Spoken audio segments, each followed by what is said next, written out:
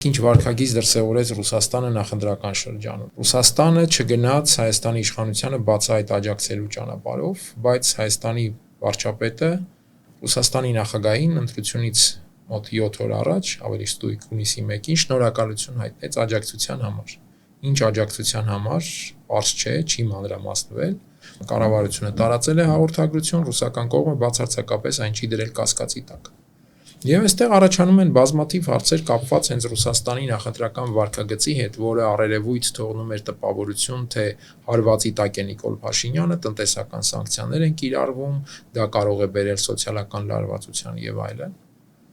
Բայց այդ տեսանկյունից հարց է առաջանում, իսկ արդյոք դա հակառակ էֆեկտ չունեցավ եւ Ռուսաստանի այդ վարքագիծը Փաշինյանին թույլ չտվեց ավելի համոզիչ թիրախավորել ընդդիմությանը,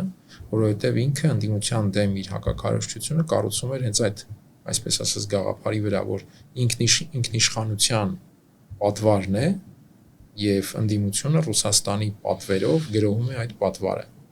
Եվ երբ Ռուսաստանը սանկցիաներ է կիրառում հայկական գյուղմթերքի եւ այլնի դեմ, հայտարարություններ է անում Փաշինյանի դեմ, նրան ինչ-որ վերջնագրեր ներկայացնում,